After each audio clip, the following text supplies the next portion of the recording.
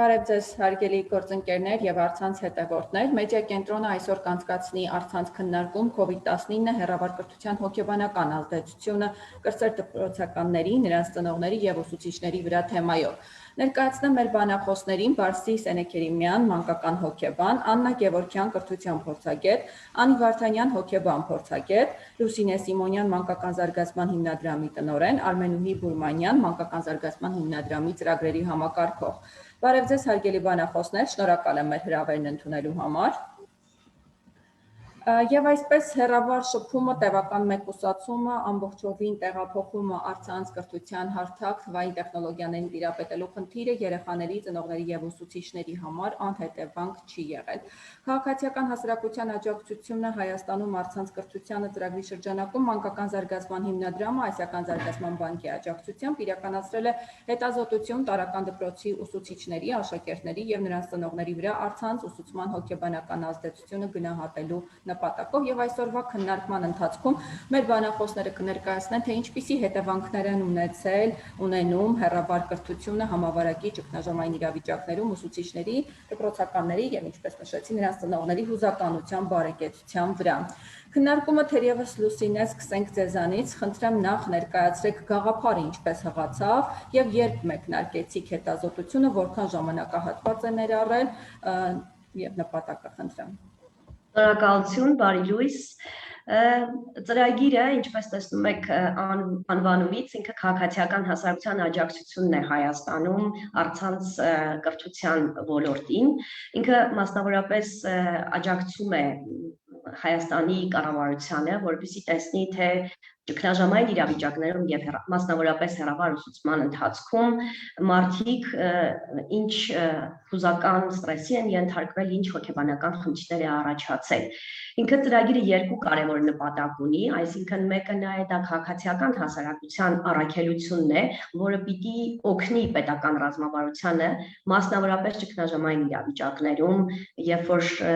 կրթությունը ամենակարևոր գործոններից մեկն է եւ ամենակարևոր ոլորտն է, թե ինչպես պիտի դա շարունակվի եւ ինչ ազդեցություն է ունենում մասնագիտական հարթության, ծնողական համայնքի, երեխաների վրա եւ մյուս մասը ծրագիրը իր փուլերով նպատակ ունի օգնելու, աջակցելու պրոֆեսիոնալին, այսինքն մասնագետին, ծնողին նաեւ որպես պրոֆեսիոնալ ծնող, թե ինչպես այդ ընթացքը ավելի բարելավվի եւ այդ փոփոխության ընթացքում իր հուզականությունը, իր ստրեսը ինչպես կարգավորի, կարողանա նպաստի տվյալ գործընթացի ավելի արդյունավետ կարգավորմանը։ Ծրագրի շրջանակներում մենք, քանի որ ուզում ենք ավելի արդյունավետ լինի, մտածեցինք, որ առանց հետազոտական փուլի, առանց կարիքների գնահատման չեն կարող սկսել աջակցության մասին մտածել եւ մեր փորձագետների օգնությամբ մենք կարողացանք տարբերակել տարբեր թիրախմբերը, այսինքն վերցրեցինք ուսուցիչների համայնքը, վերցրեցինք ծնողների համայնքը, երեխաներին, մասնավորապես վերցրեցինք տարրական դասարանի երեխաներին, որտեղ նայեք դեռահասության եւ տարիքային առանձնահատկությունների պայմաններում այդտեղ խնդիրները տատանվում են։ Դրա համար ծրագրի ժամկետների մեջ տեղավորվելու համար մենք ավելի շատ շեշտադրում ենք կատարել տարրական դասարանի երեխաներ ունեցող ծնողների եւ տարրական դասարանում աշխատող ուսուցիչների, ինչպես նաեւ հոգեբանների հետ ենք աշխատանք կատարել։ Հետազոտությունը իր մեջ պարունակել է, ներառել է նաեւ ընտանիքների հետ փոքրիկ հարցազրույցներ, ընտանիքները նույնպես ներառել ենք եւ կյանքի դժվարին իրավիճակում հայտնված մարդիկ եւ ուղղակի մարդիկ, օրինակ մամաներ, որոնք աշխատում են, մայրիկ, հայրիկ, որոնք աշխատում են, մայրիկներ, որոնք տանն են եւ չեն աշխատում, որոնք աշխատում են, բայց տանից են աշխատել, բայց հիմնական շեշտը դրվել է տարրական դասարանի երեխաներ ունեցող ընտանիքների վրա։ Ուսուցիչների համայնքը նույնպես հետազոտությունը իրականացվել է 370, եթե չեմ սխալվում, ուսուցիչների հետ, ինչպես նաեւ փորձագիտական հարցազրույց է արվել հոգեբանների հետ, ովքեր դպրոցներից են եւ առհասարակ շփվել են կրթական իրավիճակում հեռավար ուսուցման հետ կապված խնդիրների հետ։ Դա հետազոտական մասն է եղել։ Հետազոտության արդյունքների հիման վրա մենք փորձել ենք հասկանալ, թե այդ որ գործիքներն են, այդ ինչ պատրաստենք, ինչ բովանդակային նյութեր ենք տարբեր թիրախային խմբերի համար, որոնք հենց օգնում են մասնագետին, այն մարդուն, որը կրթական ոլորտում ամեն օր այդ փոփոխության ընթացքում, կյանքի լուրջ փոփոխության ընթացքում պիտի շարունակի իր մասնագիտական աշխատանքը եւ ստեղծել են գործիքներ, որոնք նաեւ մեր փորձագետները ավելի կմասնավորեցնեն եւ կհանրայնացվի։ Դրանից հետո հիմա ընթացքի մեջ է կարողությունների զարգացման փուլը, այսինքն նաեւ մենք գործիքներն ենք ներկայացնում, ինչպես նաեւ ծնողական համայնքին, ուսուցիչներին դասընթացներ ենք իրականացնում, հոգեբաններին, թե ինչպես կիրառեն դրան եւ մասնավորապես ճգնաժամային իրավիճակում այդ փոփոխություններին ինչպես դիմակայեն եւ արձագանքեն, որպեսզի ավելի արդյունավետ աշխատենք։ Երևի այսքանը։ Շնորհակալություն։ Գործիքներին ավելի մանրամասն կանդրադառնանք ընթացքում քննարկման։ Մինչ այդ, քանի որ դուք նշեցիք, ինչ չափանիշներով է, հետաքրքիր է նշեցիք տարբեր խմբերի ընտանիքների հետ է աշխատանքը տարվել, իսկ հետաքրքիր է ուսուցիչները ինչ չափանիշներով են ընտրվել, եթե ծնողների եւ երեխաների առումով չափանիշները քիչ թե շատ հասկանալի են, իսկ ուսուցիչների դեպքում ինչպես է կատարվել ընտրությունը, խնդրեմ։ Ես քանի որ ծրագրի համակարգող Արմենուհին ավելի շատ է ներգրավված եղել եւ ավելի ճիշտ պատասխան տալու համար, հետազոտական փուլի ամբողջ գործընթացի մասին մեր Արմենուհին ներկայացնի։ Շատ լավ, շնորհակալություն, խնդրեմ Արմենուհի։ Շնորհակալ եմ, ես էլ եմ ողջունում բոլորին։ Տեսեք, մենք ուսուցիչներին ընտրել ենք պատահականության սկզբունքով, այսինքն մենք բազմաստիճան պատահական ընտրանք ենք կառուցել եւ մենք առհասարակ 121 դպրոց ենք ընտրել Հայաստանի բոլոր դպրոցներից, այդ թվում նաև Երևանի եւ մարզերի դպրոցներից եւ մտածել ենք, որ յուրաքանչյուր դպրոցից 3 ուսուցիչ ենք ընտրելու, որպեսզի ապահովենք նաև տարբեր կարծիքներ, հա, յուրաքանչյուր դպրոցի համար։ Եվ այդպես ստացվեց, որ առհասարակ 366 ուսուցիչներ են մասնակցել մեր հետազոտությանը եւ նրանք առցանց են պատասխանել մեր հարցերին, այսինքն մենք առցանց հարցաթերթ ենք կազմել, եւ մեյլով եւ վայբերով հնարավորություն կար պատասխանելու այդ հարցաշարին։ Մի փոքր կուզենամ արդյունքների մասին խոսել, որովհետեւ երբ որ խոսում ենք առցանց կրթության ազդեցության մասին ուսուցիչների վրա, պետք է հիշենք իհարկե, եւ դա շատ կարեւոր է, որ առցանց կրթությունը կազմակերպվեց COVID-ի պայմաններում, որը ինքն իրենով արդեն սթրեսային իրավիճակ էր բոլորիս համար, որովհետեւ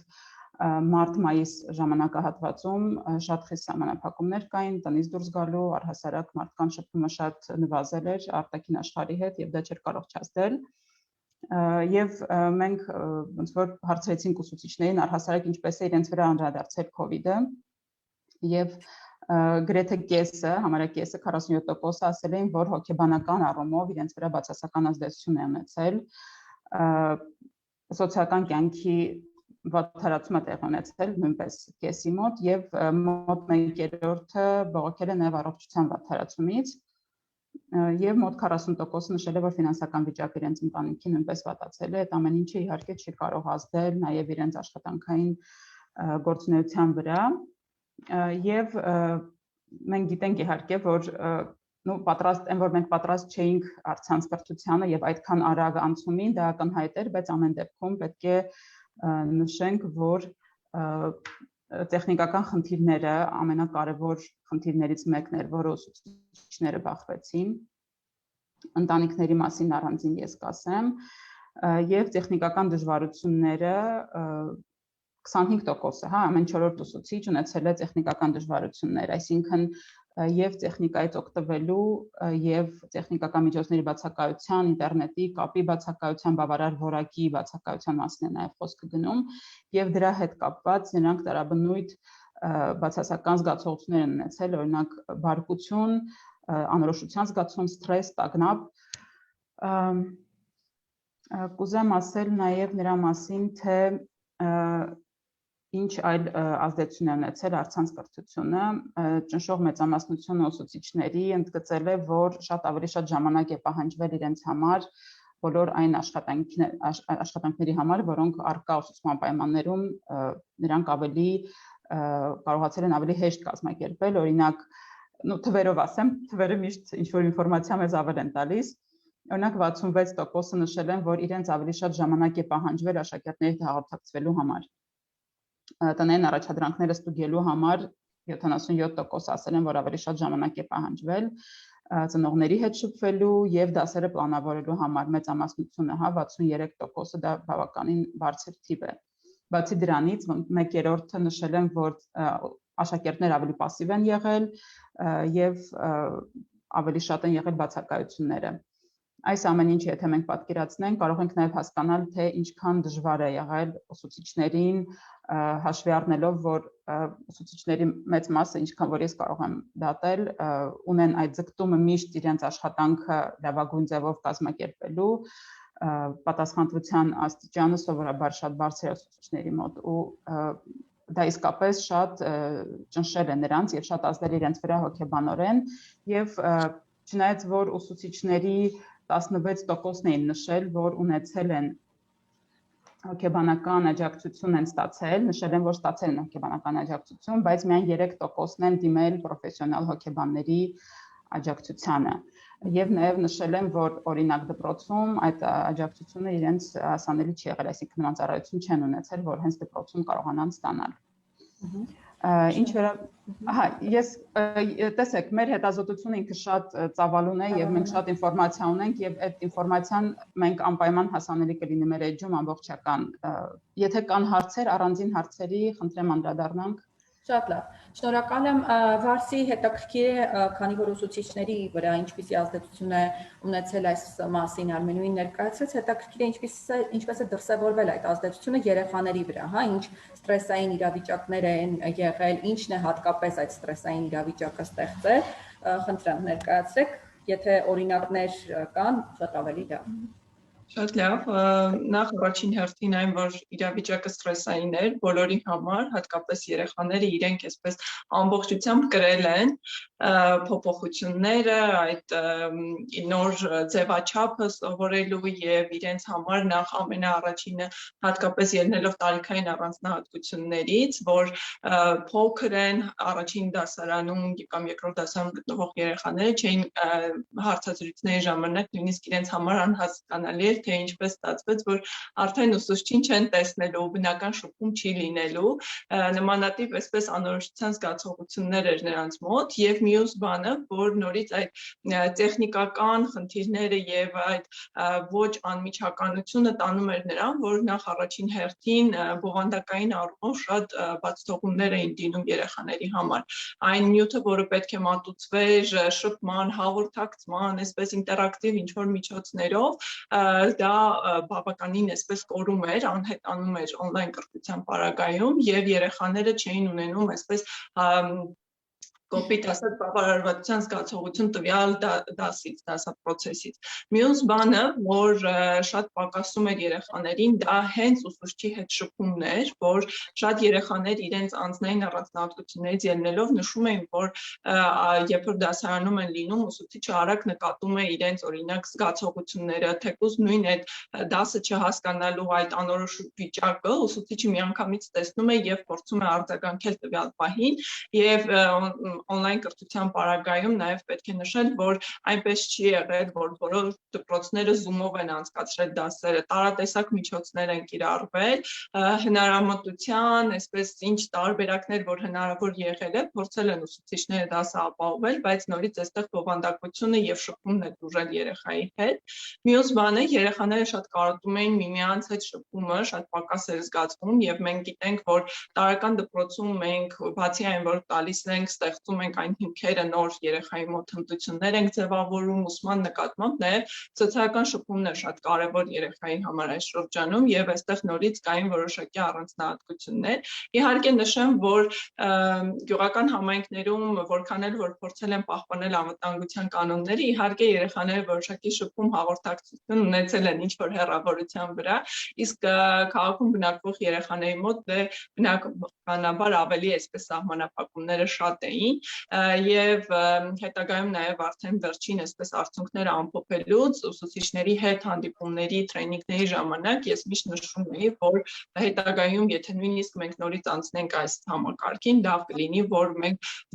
դասարանական այսպես շփումը վերաձևակերպենք on-line կրթության պարագայում եւ ունենանք առանձին հատվածներ, երբ մենք ուղղակի շփվելու ենք երեխաների հետ, փորձելու ենք որոշակի այսպես ավանդույթներ ստեղծել, օրինակ, որը էլի այսպես պրակտիկայից է եկել, որ օրինակ երեկոյան ուսուցիչը որից է հեքիաթ է կարդում երեխաների հետ կամ մինչև դասը սկսելը փորձում է հասկանալ երեխաների օրը ինչպես է անցել, ինչ զգացողություններ են ունեցել։ Քանի որ այստեղ նաև շատ ակնհայտորեն խոսք գնաց հույզերի մասին, նաև երեխաները իրենց հույզերի տեսանկյունից էին շատ տարված,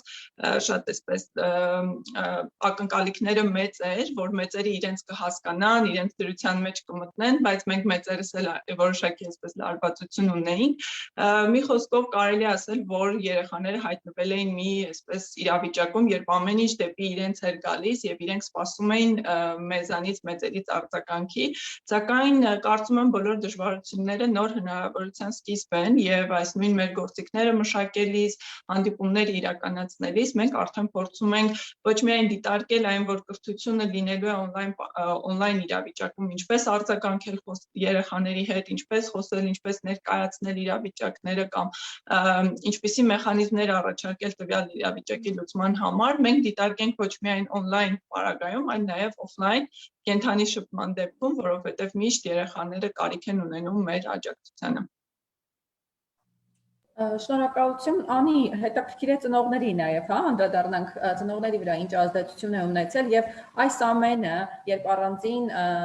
ազդեցությունը գնահատում ենք ծնողների, երեխաների վրա, այդ ամենը ընտանեկան հարաբերությունների վրա ինչ ազդեցություն է ունեցել, խնդրեմ։ Շնորհակալություն, նախ նշեմ, որ ծնողների հետ իրականացված հարցումների շրջանակներում գնահատման առարկա են եղել ինչպես ծնողների ինքնազգացողության ուսումնասիրությունը, հենց ծնողների մոտ առկա խնդիրների դրսևորումը, այնպես էլ ըստ ծնողների երեխաների մոտ դրսևորվող առանձնահատկությունների ուսումնասիրությունը, այսինքն ինչպես են գնահատում ծնողները հեռավար ուսուցումը եւ ինչպես է ազդել դա իրենց երեխաների վրա։ Շատ կարևոր է այստեղ շեշտադրել մի առանձնահատկություն, որ ըստ էության ինչպես ցանկացած ճգնաժամային իրադրություն, այս իրադրությունը եւս մեզ համար շատ կարևոր մարտահրավեր հանդիսացավ, որպեսզի մենք կարողանանք տեսնել մեր իրական խնդիրները, մեր ռեսուրսների ընդհանուր պաշարը եւ հասկանալ առհասարակ մենք որտեղ ենք թերանում եւ որտեղ չի բավարարում մեր ռեսուրսները կողնորոշվելու եւ ճիշտ լուծումներ գտնելու համար։ Ինչու եմ շեշտադրում հենց այս փաստը, որովհետեւ իրականում մենք այստեղ բավականին լուրջ խնդիրներ տեսանք այն առումով, որ հարցը ընդհանրապես չէր վերաբերում հեռավար ուսուցման խնդրին։ Այսինքն խնդիրներ կարող էին առաջանալ այն առումով, որ երեխան ինքնուրույնության դրսևորման որոշակի առանձնահատկություններով պայմանավորված դասապրոցեսին միանալու ավելի լուրջ մարտահրավեր ունի, որպեսզի կարողանա ինքնուրույն կազմակերպել, ինքնակազմակերպել, իր առօրյա դասապրոցեսը եւ այս շրջանակներում, քանի որ արտաքին վերահսկողության սահմանները թուլանում էին, այն առումով, որ ուսուցիչը տեղում չի կազմակերպում սա, երեխայի այդ առանձնահատկությունները սկսում էին ավելի տեսանելի լինել։ Ստացվում էր, որ կամ ծնողի միջամտությունը մեզ համար պիտի շատ ավելի արտահայտված լիներ, որպեսզի կարողանայինք ապահովել process-ը, կամ մյուս դեպքում ունենում էինք իսկապես բաց թողում։ Եվ իրականում պատկերը ցույց տվեց, որ առավելապես ծնողների ներգրավվածության անհրաժեշտությունը սկսեց խիստ արտահայտված դառնալ, որն էլ իր հերթին բացասական ազդեցություն էր ունենում բոլոր այն դեպքերում, երբ ծնողները իրենց զբաղվածության պատճառով խնդիր ունեին։ Եվ քանի որ հատկապես աշխատող ծնողների դեպքում, ովքեր եւս իրավիճակով պայմանավորված հեռավար առցանց աշխատանքի հարթակ էին անցել, էմոցիոնալ լարվածության ցուցանիշը բնականաբար շատ բարձր արտահայտվածություն էր ունեցել։ Այսինքն, եթե այսպես շատ մաքուր դուրս բերենք խնդիրը, բոլոր այն դեպքերում, որտեղ երեխաները առավել ինքնուրույն էին, ինչ հեռավար կրթությունը, իրենց տարիքային չափանիշներին համապատասխան կարգով, այստեղ խոսքը չի վերաբերում Zoom հարթակի բոլոր գործիքներին ծանոթ լինելուն։ Ընդհանրապես դասապրոցեսի կազմակերպման գործընթացին, ապա այդ երեխաները շատ ավելի քիչ են ուժել ինքնուրույնության առումով նախկինում առավել ակտիվ երեխաները։ Մյուս դեպքում մենք ունեցել ենք բավականին արտահայտված խնդիրներ հենց ծնողների ներգրավվածության պատճառով դասապրոցեսների խոչընդոտներ հանդիսանալու առումով։ Մի կողմից այստեղ տեսեք, շատ կարևոր է հաշվի առնել, որ սա կարևոր մարտահրավեր էր ուսուցիչների համար։ Ի վերջո փակ դասարանում հնարավոր է վարել դասը այնպես, ինչպես հնարավոր է, եւ որևէ մեկը ամենօրյա process-ը չի կարող հետևել։ Այս առումով ուսուցիչների մոտ սկսվեցին դրսևորվել լարվածության ցուցանիշներ, բայց մյուս կողմից էլ հատկապես այն դեպքերում, երբ մենք ունեցել ենք ծնողի խիստ նույնականացում երեխայի հաջողությունների հետ, երբ երեխայի շատ պատրաստվածությունը, լավ ինքնադրսևորումը անմիջականորեն կապված է ծնողի ինքնագնահատականի հետ, ծնողները ավելի շատ են միջամտում եւ թույլ չեն տալիս, որպեսզի երեխաները ինքնուրույն process-ին մասնակցեն։ Ստացվում է մենք կորցնում ենք ամբողջ կրթական process-ի բուն առանձնահատկությունների մի մեծ մաս եւ ավելի շատ էներգիա ժամանակ ենք ծախսում այդպիսի ֆորմալ գործընթացների վրա։ Անդրադառնալով ձեր հարցի այն կողմին, որ դա իր ազդեցությունն է ունեցել նաեւ ընտանեկան հարաբերությունների տեսանկյունից, պիտի շեշտադրեմ, որ ըստ էության սա այնպիսի մի փոփոխության ժամանակահատված էր, որ ներառեց մարդկանց կյանքի գրեթե բոլոր կողմերը եւ քանի որ հարցը այստեղ միայն չի կարելի պայմանավորել միայն հեռավար ուսուցման process-ով, այստեղ հենց համավարակի երևույթն ինքնին արդեն մեծ ազդեցություն էր ունեցել, միանգամայն չենք կարող պայմանավորել հեռավար ուսուցմամբ, համավարակն ինքը ազդեցություն թողեց այդ առումով եւ այո, ընտանեկան իրադրությունների փոխհարաբերությունների վրա եւս ազդեցությունը բավականին միանշանակ կարելի է գնահատել, որովհետեւ այս առումով եւս դրսևորվեցին այն բոլոր խնդիրները, որոնք արդեն առկա էին եւ որոնք տեսանելի չէին եւ բոլոր այն տեղերում, որտեղ այդ շփումը ուղղակի շատ ֆորմալ էր եւ մարդիկ պարզապես մի հարկի տակ գուցե եւ ապրում էին, այստեղ այդ ֆորմալ շփման պայմաններում գրեթե անհնար էր եւ իրական շփման, իրական փոխհարաբերությունների կարեւորությունը դարձավ ակտուալ եւ որտեղ այդ խորքային փոխըմբռնումը չկար, կոնֆլիկտային դրսևորումները շատ ավելի վառ դրսևորումներ ստացան։ Շնորհակալություն Աննա, հետաքրքիր է որպես կրթության փորձագետ, ինչպես է գնահատում, ինչպիսի ազդեցություն ունեցավ այս համավարակի պատճառով առաջացած այդ հոգեբանական խնդիրները, ինչ ազդեցություն ունեցան երեխաների կրթության ուսումնառության վրա, կրթության որակի վրա եւ նաեւ հետաքրքիր է այս ժամանակավոր հեռավար կրթությունը արդյոք բացահայտեց կրթության համակարգում արմատական խնդիրները, հա, խնդրեմ։ Շնորհակալություն, կամ երկրորդ հարցից, որը ավելի հեշտ է պատասխանել իրականում, միանշանակ այո։ Միանշանակ մենք տեղեկացանք այն բոլոր խնդիրներին, որոնք որ առկա էին։ Ես այս ծրագրի շրջանակներում կնշեմ այն հիմնական մանկավարժական, մեթոդաբանական խնդիրները, որոնք որ ի հայտ եկան, այնտեղ որտեղ որ պարզ էր, որ չեն սահմանափակվում միայն տեխնիկական դժվարություններով, այլ նաև անդրադառնում են այն ոլորտներին, որտեղ որ ուսուցիչը կազմակերպում է եւ մատուցում է, այսպես ասեմ, հա, ուսումնական նյութը։ Մենք միանշանակ տեսանք խնդիրներ, որտեղ որ պակաս կար այն մեթոդաբանական հմտությունների, որոնք որ ժամանակի ընթացքում իհարկե մի փոքր շտկվեցին, բայց ավելի խորքային մասնագիտական կարողությունների զարգացման տեղ ունեն, ապահովելու լավագույնս երեխաների ուսուցումը, նրանց ներգրավվածությունը իրենց կրթության մեջ եւ տարական դպրոցի երեխաների դեպքում մասնավորապես ուսուցիչների հաղորդակցումը ծնողական համայնքի հետ, որը որ շատ մեծ դեր ունի նաեւ այդ տարիքի երեխաների համար։ Երկրորդ հարցի առաջին մասին անդրադառնալով կուզեմ ասեմ, որ կրթության մեջ, ուսումնառության մեջ ավելի շուտ մի այսպիսի հասկացություն կա, կոչվում է նյութի կորուստ, անգլերեն ինքը learning loss է կոչվում, որը որ հիմնականում ասենք նկատվում է, երբ երեխաները ամառային արձակուրդներից հետ են գալիս սեպտեմբերին իրենց դասարան եւ համարվում է, որ նորմալ է, երբ որ 30%-ը կորում է այն ամբողջ նյութի, որոնք իրենք ուսումնասիրել են նախորդ տարի։ COVID-ի պայմաններում, ստեղծված պայմաններում նմանատիպ կորուստը գիտելիքի կորուստը, հա, ասենք, շատ ավելի մեծ էր, տարբեր ուսումնասիրություններով հասնելով մինչև 60%։ Դա նշանակում է, որ մենք այսպես միջամտության ծրագրերի շատ մեծ կարիք ունենք, ապահովելու երեխաների կրթությունը, հետ մնացած, հետ ընկած կրթությունը եւ նաեւ գալ համահարթեցնել այն տարիքի դասարանի, ասենք, ուսումնառությունը, որը որ արդեն ընթացքի մեջ է։ Այնպես որ միանշանակ հիմա ընդհանրացնելով իհարկե պետք է ասեմ, որ անդրադարձ ազդեցությունը կրթության որակի վրա արձանագրված է եւ կարիք կա այստեղ հավելյալ ծրագրերի, միջամտության ծրագրերի, որոնք ոչ կապահովեն երեխաների ուսումնառության աճը։ Շատ լավ, հետաքրքիր է այս խնդիրների հավաքագրումից հետո արդյոք ձեզ համար պարզել եք որոնք են երեխաների ամենախոցելի խմբերը, ծնողների եւ ուսուցիչների, հա, այսպես կան տվյալներ ամենախոցելի խմբեր ասվածի վերաբերյալ, ու նաև հետաքրքիր է դուք նշեցիք, որ հետազոտությունը կատարվել է եւ Երևանում, եւ մարզերում, եւ խոցելի եւ ոչ խոցելի, հա, ընտանիքների շրջանում տարբերությունները, եթե իրավիճակային այսպես ներկայացնենք, կարող եք նշել եւ արդյոք մեթոդները, որոնք այս խնդիրների հավաքագրումից հետո պետք է մշակվեն կամ մշակվել են, դրանք այդ ամենը հաշվի առնելով են, հա, մշակվել այդ տարբերությունները, խնդրեմ։ Երևի ես երկու բառով ասեմ, Լիլիթ ջան, Արմենուհին կամ մեր մյուս թիմի մասնակիցները կփորձեն հավելել։ Ուրեմն տեսեք, նաև ծրագրի շրջանակներում մենք շատ կարևոր ենք սոցիալական աշխատանքի տեսանկյունից դիտարկել ընտանիքի խնդիրները, որովհետև սոցիալական աշխատանքը, սոցիալական աշխատողը, դպրոցի սոցիալական մանկավարժը այն մասնագետն է,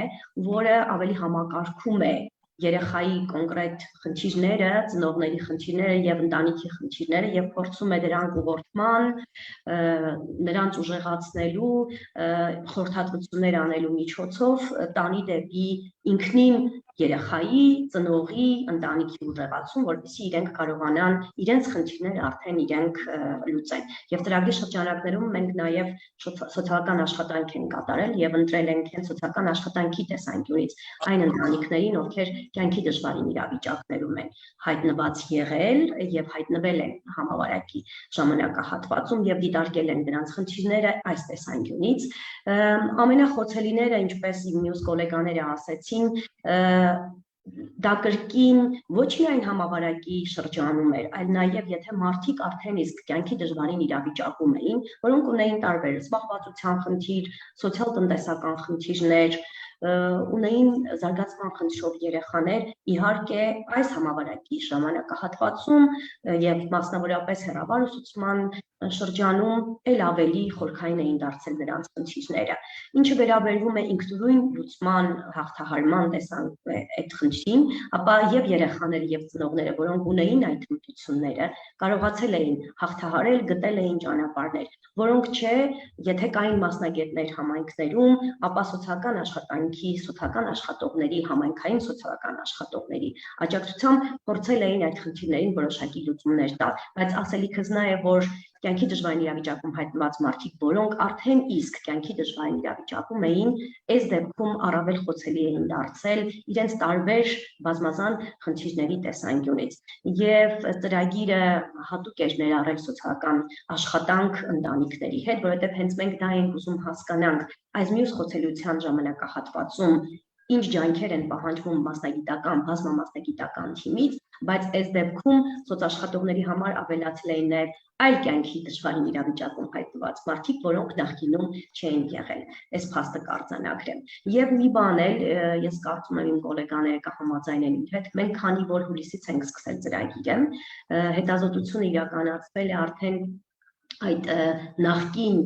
կովիդի հենց նոր սկսման փուլում խնդիրներին եւ ես կարող եմ փաստել եւ պոզիտիվ դրական բան ասել, որ հիմա եթե մենք անեինք այս հետազոտությունը, հաստատ թվերի եւ խնդիրների դեպքում կտեսնեինք, որ բավականին ջանք է թափվել մասնագիտական հանրության, պետական կառույցների, հասարակական կազմակերպությունների, ովքեր մի փոքր մեղմել են իհարկե այդ գործընթացը, բայց ինչպես Աննան է նշում, այո, ուսումնական գործընթացից հետ մնացած շատ երեխաներ կան, որոնց այս պահին, որպեսզի գան հասնեն իրենց այդ կրթական տարիքային ուսումնական նյութերի ավելի լավ ընկալմանը, նրանց հետ այլ միջամտության ծրագրեր պետք են եւ առհասարակ կրկին բոլոր թիրախներին, ծրագրի թե ուսուցիչներին, թե մասնագետներին եւ թե երեխաներին անընդհատ հաճախականությունը պահելով մենք միջամտության ծրագրերի կարիքը զգացվում է։ Իհարկե նաեւ կոവിഡ്ից հետո պատերազմական իրավիճակը իհայտ եկավ, որը ել ավելի սրեց իրավիճակը եւ այս դեպքում թիրախային խմբերը արդեն երկու ճգնաժամի ազդեցության տակ են եւ այստեղ որ նայենք ծրագրի ստեղծած գործիքներին, հենց խնդիրը նրանում է, որ ընդհանրապես կյանքի փոփոխության ժամանակ, ճգնաժամերի ժամանակ որն են այն հիմնարար հմտությունները, որ մարդը պետք է կարողանա իր մեջ ուժ գտնի, պետք է կարողանա դրանց հետ աշխատի, ինքնաճանաչի եւ դրսեւորի եւ արձագանքի այդ խնդիրներին հաղթահարելու։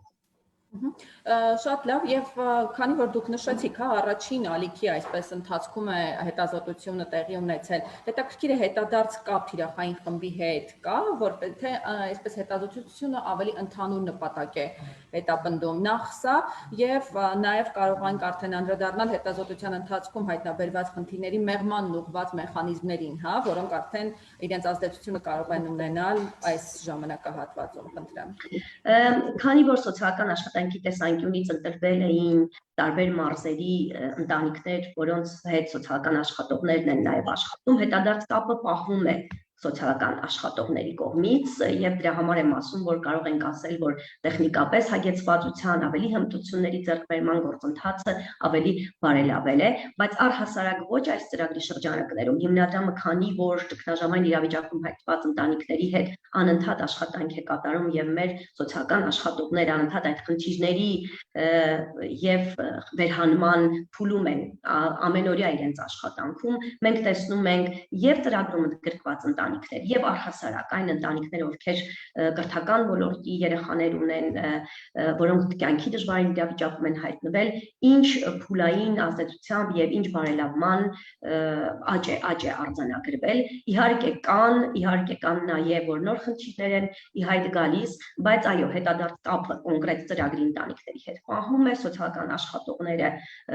բարբերաբար նրանց հետ աշխատում են, կապը կա նաեւ տվյալ դպրոցի հոգեբանների հետ, տվյալ դպրոցի ուսուցիչների հետ, որպեսզի տեսնենք, եթե որոշակի խնդիր կա, որ կարողանանք լուծել։ Բայց Արմենու ջան, եթե դու ավելացնելու բան ունես, խնդրեմ։ Ես մենակ ուզում եմ ասել, որ եւս մի թիրախային խումբ կա, որի հետ մենք ոնց որ նորից ենք աշխատելու, դա հոգեբաններն են, քանի որ մենք հոգեբանների հետ ենք ուսումնասիրություն անցկացրել ուրիշ տեսանկյունից, ոնց որ իրանց հետ փորձել ենք հասկանալ իրանց աշխատանքի տեսանկյունից հեռավար ուսուցումը ինչ խնդիրներ առաջ բերեց, որովհետև հոգեբանական աշխատանք անել հեռավար կերպով դա ոնց որ նոր մարտահրավեր է եւ մեր կարողությունների զարգացման փուլում մենք ներգրավելու ենք նույն հոգեբաններին, ում հետ որ հարցումներ ենք իրականացրել, ինտերվյուներ ենք արել, այդ առումով ոնց որ հետադարձ կապ չի, բայց կարողությունների զարգացումը նաև իրենց հետ ենք անելու այդքանը, իսկ մյուս թիրախային խմբերը պարզապես շատ մեծ են, մենք այս փուլում չենք կարողանա իհարկե բոլորին ներգրավել, բայց որոշ մասին կարող ենք ներգրավել կարողությունների զարգացման փուլում եւս։ Իսկ հետազոտության ընթացքում հայտնաբերված այդ խնդիրները նվազեցնելու, դրանք մեղմելու, հա, մեղմանը ուղղված մեխանիզմների մասին եթե խոսենք, արդյոք սա, քանի որ նախարարության հետ համագործակցությամբ է, հա, կարող է վերածվել որոշակի ռազմավարության ավելի երկարաժամկետ, հա, առումով եւ իրազեկման առումով ինչ քայլեր են արվելու, արդյոք տեսանյութեր, ինչ որ մուլտիմեդիա նյութեր շահառու խմբերին հասու դարձնելու համար, խնդրեմ։ Մենք մշակել ենք 3 հիմնական թիրախային խմբերի համար տարբեր տեսակ նյութեր, ծնողների համար ենք մշակել 2 տեսակ նյութեր, մեկը դա մի տեսակ նյութերը, դրանք նյութեր են, որտեղ ծնողը կարող է սովորել թե երեխայի հետ, իր երեխայի հետ, ինչ խաղեր կարող է խաղալ, որպեսզի զարգացնի հատկապես այդ կրտսեր դպրոցական տարիքում երեխաների համար շատ կարևոր է զարգացնել երևակայությունը, կենտրոնացումը, ուշադրությունը, հիշողությունը, դա նաև կարևոր է հենց ուսումնառության տեսանկյունից։ Դրանք շատ པարզ միջոցներ են, որոնք փորձել ենք այնպիսի խաղեր ընտրել, որոնք շատ հասանելի կլինեն նյութերի տեսանկյունից, օգտագործված նյութերի տեսանկյունից բոլոր ընտանիքների համար։ Եվ երկրորդը դա ինքնախնամքի կարևորությունն է ծնողների համար, որովհետև մենք հասկացանք, որ հատկապես աշխատող ծնողների համար, նույնիսկ ոչ միայն աշխատող, բայց հատկապես նրանց համար, ովքեր աշխատել են եւ փորձել են համատեղել իրենց կյանքում եւ աշխատանքը եւ ծնող լինելը եւ տան աշխատանքը եւ այլն, գիտենք, որ հիմնականում դա կանանց վրա է այդ պարտականությունները դրված, ոնց որ մի տեսանյութն էլ ինքնախնամքին է ուղղված։ Ուսուցիչների համար մշակել ենք ուղեցույց, Աննան է մշակել հենց, հոգեբանների համար նույնպես մշակվել է ուղեցույց, որը հենց հեռավար պայմաններում, հեռավար ուսուցման պայմաններում երեխաների, նաև ծնողների եւ ուսուցիչների հետ աշխատանքի առանձնահատկությունների մասին է, եւ նաև սոցիալական մանկավարժի համար ուղեցույց ունենք, որը թույլ կտա հայտնաբերել եւ գնահատել կրթությունից դուրս մնալու ռիսկերը եւ առհասարակ ոնց որ լրացուցիչ գործիք է հենց սոցիալական մանկավարժի համար։ Երևի այդքանը։ Աննա, եթե podcast-ներ ենք մենք ձայնագրել ուսուցիչների համար, որտեղ ավելի sense ազատ ֆորմատով քննարկում ենք այն խնդիրները, որոնք դուրս ենք բերել եւ նաեւ լուծումներ ենք առաջարկում, մեր հոգեբան առաջարկում է լուծումներ այդ podcast-երում, շատ հետաքրքիր է, շուտով այդ նյութերը բոլորը հասանելի կլինեն եւ կարծում եմ շատ իսկապես շատ օգտակար կլինեն բոլորի համար։ Արձագանքը ինչպիսին է հետաքրքիր է այս հետազոտության ընթացքում, արդյունքում հենց թիրախ խմբերի արձագանքը։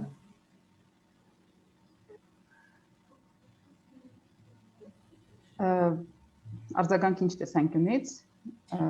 իրենք ընդունում էին, որ նման խնդիրներ, նման ազդեցություն է ունեցել համավարակը իրենց, եթե կան հետաքրքիր դիպվածներ, կարող եք ներկայացնել։ Գիտեք, իրականում այո, որովհետև մենք զգացինք հատկապես հարցազրույցների ժամանակ, որ մարդիկ կարիք ունեին խոսելու այդ բոլոր խնդիրների մասին, չնայած դրանք կարծես թե ինչ որ մի տեսանկյունից ակնհայտ էին, բայց միևնույնն է, հնարավորություն չեն ունեցել դրանց մասին խոսելու, քննարկելու եւ շատ կարեւորել են այն, որ այդ տեսակ հետազոտություն անցկացվում, ուղղակի դեռ մենք չենք հանրայնացրել արդյունքները, կարծում եմ, որ հանրայնացնենք ավելի շատ արձագանք կարողանանք ստանալ, ավելի շատ քննարկումներ կանենք դրա շուրջ։ Շնորհակալ եմ։ Աննա, եթե կան դրացումներ հնչեցված հարցի վերաբերյալ ուղեցույցների մասով, խնդրեմ։ Մի փոքր ուղղակի կուզեմ ներկայացնել, թե ինչի հիման վրա է ստեղծվել ուղեցույցը, ձեռնարկը ավելի շուտ որպես այդպեսին։ Արմինեն երբ որ ներկայացնում էր արդյունքները հետազոտության, նշում էր մի երկու կարևոր բան, այնտեղ մեծ տոկոսներ ունենք այն ուսուցիչների, ովքեր որ բավականին երկար ժամանակ են ծախսել ի համեմատ առկա ուսուցման հետ, իրենց դասերը պլանավորելու, տնային աշխատանքներ ստուգելու, աշակերտների հետ շփվելու համար ու այսպես կարմիր թելով եւ հետազոտության ժամանակ գնում էր այն սահմանների ջնջումը, աշխատանք, անձնական կյանք, շատ մեծ աշխատանքի ծավալ, որով որ բարձր որ ուսուցիչները կարիք ունեն նոր բան սովորելու եւ այդ ամենի համար ժամանակ էր պետք, շփումը ծնողների հետ, երեխաների հետ միանշանակ 24 ժամ շաբաթը 7 օր տեղի էր ունենում եւ ձեռնարկը մշակելիս հաշվի ենք առել երկու հիմնական բան։ Մի բանը, որ վերաբերում էր հենց մանկավարժական մեթոդական խնդիրներին, որոնք որ մենք կարծեցինք, որ կարող ենք համակարգել, ընդհանուր մեկ տեղ բերել այն խորհուրդների, մեխանիզմների, փոքր բաների, որոնք որ շատ մեծ դեր ունեն իրականում ուսուցումը կազմակերպելու համար, ինչպիսին օրինակ դասարանում հստակ կանոններ սահմանելն է, լինի դա առցանց թե առկա, որոնք որ շատ կարևոր են, ինչպես հաղորդակցվել ծնողների հետ, ինչպես կարգավորել այդ գործընթացները։ Այսինքն մի բաժին ունենք, որը որ հենց դրան է վերաբերում, եւ երկրորդ բաժինը մենք առանձնացրել ենք հենց հոգեբանական, հուզական տեսանկյունից, առաջ բերելով ուսուցիչների հուզական բարեկեցություն գաղափարը, որը որ ես շատ ամբիցիոզ հիմա կհնչի երևի թե կարծում եմ, որ առաջնային պլան է եկել ու պետք է մնա առաջնային պլանում, որպես ուսուցիչների մասնագիտական զարգացման շատ կարևոր բաղադրիչ, ես հույս ունեմ, որ ինքը կդառնա հետագայում քաղաքականության մակարդակով, եթե ոչ, ապա գոնե ինստիտուցիոնալ մակարդակում հանրակրթության դպրոցների համար ուսուցիչների շատ կարևոր բաղկացուցիչ մաս, որովհետև եթե մենք չունենք, եթե խաթարված է մեր հուզական բարեկեցությունը, միանշանակ անդրադարձը ուղիղ կապով անդրադառնում է ուսուցիչների աշխատանքի որակի վրա եւ իրենց աշակերտների ուսումնական արդյունքների տանում է վատթարացմանը։ Այդ ընդհանուր տրամաբանությունն էր, որը որ մենք դրել էինք ձեռնարկի մշակման մեջ, փոքրիկ գործիքներով, շատ իրատեսական, շատ կիրառելի առօրյա կյանքում, բայց շատ կարևոր։ Մենք ուզեցել ենք դա բերել լավ գիտակցման մակարդակ։ Շատ լավ, եթե կան մեթոդաբանության, մեթոդների հետ կապված այլ լրացումներ, խնդրեմ։ Ես մի փոքր անդրադարձ կատարեմ մեր մյուս ձեռնարկին, որովհետև մյուս ձեռնարկում եւս կարևոր ուղղություններ կան, որոնք ակտուալ են լինելու հետ այսու աշխատանքների շրջանակներում, ինչու որովհետև ձեռնարկը նախատեսված է դպրոցում աշխատող հոգեբանների համար եւ ներառում է աշխատանքը ինչպես երեխաների հետ տարվող աշխատանքների շրջանակներում, այնպես էլ ծնողների եւ ուսուցիչների, գլոբալ առումով եթե դիտարկենք հոգեբանի գործառույթների տեսանկյունից, ապա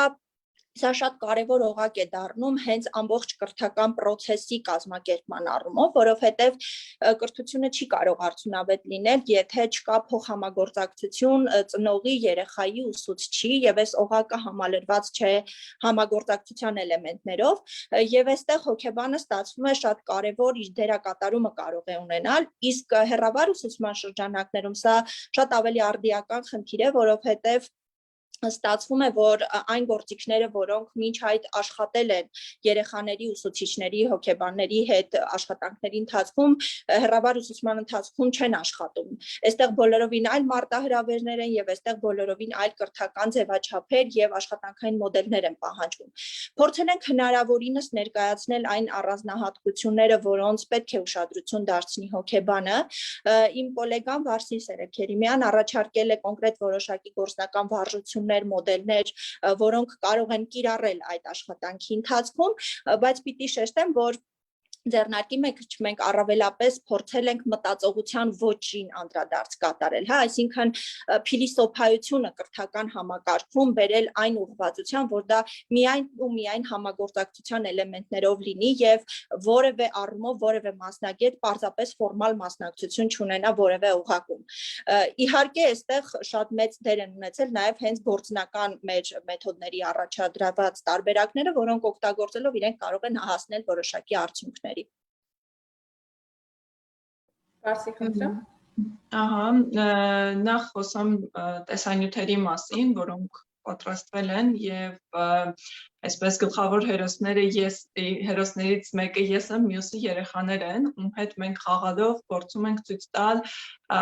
խաղի կախարդական ուժը, թե ինչ կարևոր նշանակություն ունի երեխայի կյանքում, հատկապես երբ մենք տարական դպրոցում ենք եւ կարծես թվում է թե ինչ խաղերը վերջացել են, ոչ մենք պետք է շարունակենք երեխայի հետ խաղալ, պարզապես խաղի բնույթն է փոխվում։ Եվ այստեղ ինձ համար նաև շատ կարևոր էր, որ խաղալու միջոցով վերականգնվի ծնող-երեխա փոխհարաբերությունների առանձնահատկությունները, քանի որ շատ այսպես նաև այդ շրջանում, երբ որ բոլորս տանն էինք, շատ լարված էինք եւ այլն, ծնողները նշում էին, որ ոչինչ հետաքրքիր չի, չգիտենք ինչով զբաղվել, չգիտենք ինչ անել եւ այլն, այսպիսի նաև մեսեջներ էին գալիս, որովհետեւ մենք կարողանանք անկախ ամեն ինչից պահպանել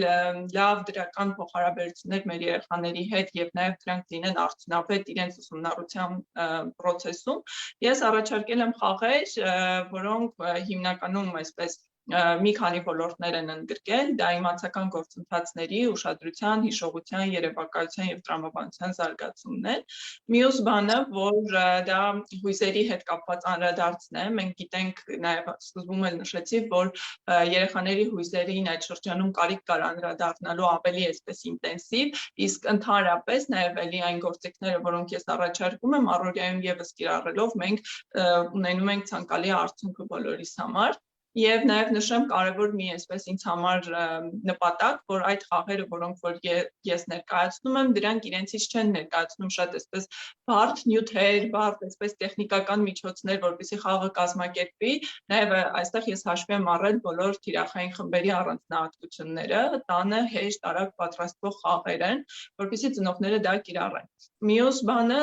ինչպես նշեց Անին, ուղեցույցն է, որտեղ ես փորձել եմ հոգեբաններին, այսպես փոքրիկ նաև լինելով ինքս մասնագետ այդ շրջանում աշխատելով հենց նախադպրոցական տարիքի երեխաների հետ, ես ինքս տեսնում եմ, որ դժվար է երեխաներին հասցնել որևիցե նյութ, կարիք կա ավելի այսպես հստակ մանրամասնելու, ավելի շատ այսպես տեսանյութերի, ձայնագրությունների եւ այլ տարբերակներով, եւ իհարկե տարական դպրոցում մի փոքր առանձնահատկությունները փոխվում են, բայց նորից այստեղ մենք աշխատանքի կարիք ունենք եւ նորից այստեղ նաեւ ուսուցիչների հետ, օրինակ հետազոտությունների արդյունքում բարձր դառնում, որ երեխաները դժվար են կենտրոնանում, ունենում են որոշակի այսպես ժամանակային եւ տեղային այսպես այստեղ չեն լինում, չեն լսում, չեն ընկալում նյութերը եւ այլն եւ նման հարցերը, որոնք որ առաջանում են, նման խնդիրները, որ առաջանում են, իրենք կարիք չունեն ուղիղ այսպես լուծումների, այլ աջակցության, այլ նոր հմտությունների, նոր կարողությունների զարգացման երեխաների մոտ, որպեսզի մենք եւս ապահովենք ցանկալի արդյունքը եւ նորից նշեմ, որ բոլոր նյութերը, բոլոր աշխատանքները, որոնք ներկայացվում են, դրանք կիրառելի են թե on-line եւ թե offline պարագայում։ Շնորհակալ եմ եւ եթե ամփոփենք քննարկումը, հետաքրքիր է հետազոտության ընթացքում արդյոք եղել են դիպվածներ, որոնք հենց ձեզ վրա են խորը տպավորություն թողել, հոգեբանական այսպես ազդեցություն ունեցել հետազոտողների վրա։ Խնդրեմ։ Եթե կարելի է, ես մի փոքր նաև կցանկանայի խոսել կրթության առանձնահատուկ կարիքներ ունեցող երեխաների մասին, որոնք այսպես ցավալիորեն թիրախավորված են եւ այս պարագայում ավելի իրենց անդրադարձ եղավ եւ ինձ համար շատ տպավորիչ էր մի դեպք, երբ ամեն դեպքում երեխան ունենալով լսողության հետ խնդիրներ, ընտանիքը ամեն ինչ նախաձեռնել էր, որպեսզի որքան հնարավոր է իրենց կրթությունը ապահովի եւ երեխան ներգրաված լինի process-ի մեջ, նաեւ հետաքրքիր էր հետագայում նախարարության եւ կամ այլ միջոցներով, երբ որ նորից ուսումնասիրություն լինի, նախաձեռնվի նաեւ այդ ոլորտը ուսումնասիրելու եւ հասկանալու, թե այդ երեխաների կրթությունը ինչպես է կազմակերպվել եւ իրականացվել, որովհետեւ իրենց համար ավելի այսպես ընդգծված միջոցներ են պետք նախաձեռնել, քանի որ կարծում եմ իրենք ունեն ամենամեծ հնարավորությունները ամեն ինչ ձեռք բերելու, պարզապես ավելի մենք պետք է համախմբված լինենք եւ օգնենք իրենց։ Այսքանը։ Խնդրեմ մեր մյուս բանախոսներն էլ անդրադառնան հարցին։ Թերևս հաստատելով Վարսի գաղափարը իսկապես շատ ակտուալ խնդրի մասին խոսեց, որովհետև այդ առումով շատ ավելի նուրբ առանձնահատկությունների դիտարկմամբ պիտի կարողանանք իրագործել այդ գաղափարները եւ այստեղ նաեւ այլ ռեսուրսների ներդրման անհրաժեշտություն ունենք, որպեսզի հենց թեկուզ կրթության այդ ձևաչափը կայացած կարողանանք համարել։ Մյուս կողմից պիտի շեշտադրեմ, որ մենք ունենք նաև շատ որոշակի դեպքերում արտահայտված սոցիալական բարեկեցության խնդիր, որը իր բոլոր տեսակի ուղղություններով մեծ ազդեցություն է ունենում, որովհետև երեխաները գրեթե կարելի ասել չեն կարողանում լիարժեք մասնակցել դասապրոցեսին, որոշակի դեպքերում մասնակի կարգով, թեկուզ եւ պայմանավորված հենց տեխնիկական միջոցների հագեցվածության բացակայությամբ կամ սակավությամբ, որովհետև տանը ունեն ընդամենը մեկ գործիք, երեխաները շատ են, չեն կարող նույն դասաժամերին մասնակցել եւ այստեղ ստացվում է բացառապես տեխնիկական միջոցների խնդրով պայմանավորված բավականին լուրջ ազդեցության գործոններ եւ որը դրսեւորվում է եւ ծնողների մոտ շատ վառ արտահայտված մեղքի զգացմամբ, որովհետեւ չեն կարողանում ապահովել հատկապես բոլոր այն դեպքերում, երբ իրենք շատ պատասխանատու մոտեցում ունեն, որովհետեւ որոշակի դեպքերում այս պատասխանատվության ավելի ցածր մակարդակի պայմաններում դա չի արտահայտվում։ Մյուս դեպքերում իհարկե այս խնդիրը բավականին արտահայտված է եւ դա բերում է եւ կրթական process-ից դուրս մնալու շատ բարձր ռիսկայնությանը երեխայի եւ հուզական բոլոր հավանական դրսեւորումների արտահայտվածությանը ինչպես ծնողների, այնպես էլ երեխաների մոտ եւ ըստ էության սոցիալիզացիայի առումով նաեւ, քանի որ երեխան արդեն այլ միջոցով եւս չի կարողանում շփվել դասընկերների, հասակակիցների հետ, ստացվում է որ բավականին լուրջ ակտուալ խնդիրներ կարող ենք ունենալ, եթե այս տեսակ խնդիրները լուծումներ չգտնեն։ Շնորհակալ եմ։ Ուսուցիչների տեսանկյունից ես եւս մեկ անգամ համոզվեցի, թե ինչքան հնարամտորեն մեր ուսուցիչները կարող են մոտենալ դժվարություններին, կուզեմ այս տեսանկյունից մոտենալ, որովհետեւ հիշում եմ, երբ խոսում եմ մի ուսուցչի հետ, ով դասավանդում էր մի առարկա, որտեղ որ գրատախտակ էր պետք եւ իսկ տան պայմաններում ինքը նմանատիպ հնարավորություն չուներ եւ ինքը պատմում էր թե ինչպես տան պայմաններում ինքը սարքել էր, հա, ինչ որ փորձել էր թղթերից կամ ինչ որ բաներից գրատախտակը պատին հարմարեցնել, որպեսզի երեխաներին բացատրեր առարկան։ Շատ դեպքեր, որոնք որ ին վրա իսկապես ազդել էին այն առումով, թե ինչքան աշխատանքային ծավալը մեծացել է ուսուցիչների համար, դա այն էր, թե իրանք կրկնակի, եռակի, տեղ-տեղ նույնիսկ քառակի անգամ իրենց դասերը մատուցում էին աշակերտներին, ասենք եթե մեծ թիվ էր աշակերտների 30 օրինակ, բաժանում էին աշակերտներին խմբերի եւ ամբողջ օրը նույն դասը 4 անգամ մատուցում էին, ինչը որ բավականին մեծ հոգնածուցիչ աշխատանք էր որպես այդպես։ Մի բան, որ կուզեմ ծնողներից էին իհարկե շատ անգամ բավականին զավեշ տալի, բայց ես պատկերացնում եմ ինչքան նյարդայնացնող էր այդ ամբողջ process-ը, թե ինչքանով էին ծնողները միջամտում եւ խանգարում, հուշում, չգիտեմ, կողքից, սեղանի տակից, կողքի սենյակից եւ այլնից։ Մի բան, որը կուզեմ ավարտեմ, իրականում մի դրական բան, որ ես ինքս ինձ համար առանձնացրել էի այս հետազոտությունից, զրույցներից ուսուցիչների հետ, դա այն էր, որ իմ կարծիքով ստեղծված իրավիճակը եւս մեկ անգամ նորովի արթնացրեց ուսուցիչների փոխօգնության համայնքը, այսինքն այնտեղ որտեղ որ ուսուցիչները կարծում էին, որ իրանք 40 տարվա մանկավարժ են ու իրանք ոչ մի հավելյալ գիտելիք ու հմտություն պետք չի, իրանք բոլորով հայտնվեցին մի իրավիճակի մեջ, որը որ ճգնաժամային էր եւ բոլորին պետք էր աջակցություն եւ մենք շատ դեպքեր ենք լսել, երբ որ իրանք միմյանց համար գործընկերները եղել են շատ մեծ օգնություն, աջակցություն, թե հոգեբանական տեսանկյունից, թե մանկավարժական։ Կարծում եմ սա ինձ համար ամեն դեպքում միանշանակ դրական եզրահանգում էր, որին որ ես եկել էի այս ուսումնասիրության ժամանակ։ Ես մի հարց ուղղակի ցանկանայի հստակեցնել, Աննա, դուք նշեցիք, հա,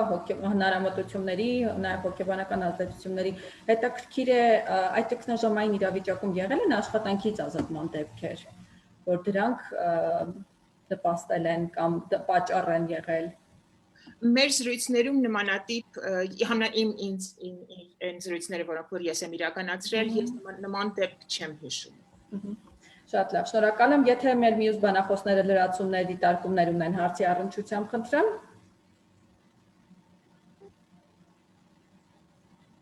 Չկան դիտարկումներ։ Շնորհակալ եմ, հարգելի բանախոսներ, շատ հետաքրքիր ու բավական օգտակար արդյունավետ քննարկման համար։ Ես հիշեցնեմ, որ մեդիա կենտրոնը անցկացրեց COVID-19 հեռավար կրթության հոգեբանական ազդեցությունը կրտսեր դպրոցականների, նրանց ծնողների եւ ուսուցիչների վրա թեմայով քննարկում եւ մեր բանախոսներն էին Վարսի Սենեքերիմյան մանկական հոգեբան, Աննա Գևորգյան կրթության փորձագետ, Անի Վարդանյան հոգեբան փորձագետ, Լուսինե Սիմոնյան մանկական զարգացման հիմնադրամի տնօրեն եւ Արմենուհի Բուրմանյան մանկական զարգացման հիմնադրամի ծրագրերի համակարգող։ Շնորհակալ եմ հարգելի բանախոսներ եւ հուսով եմ այս հետաքրքիր աշխատանքը իր ազդեցությունը կունենա իհարկե հուսանք այլ ճգնաժամային իրավիճակներ չենք ունենա եւ թեև երրորդ ալիքը սպառնում է, ամեն դեպքում այս ամենը որոշակի հող նախապատրաստական կլինի եւ արդյունավետ գործիք։ Շնորհակալ եմ։ Լիլիթ ջան, եթե ես կարող եմ կներեքել ինձ թված կոնկրետ հարցի շուրջ ամփոփ հարցի անդրադառնալ, որը շատ կարեւոր է։ Երբ որ դուք խոսում եք, արդյոք սա կդառնա ռազմավարական մոտեցում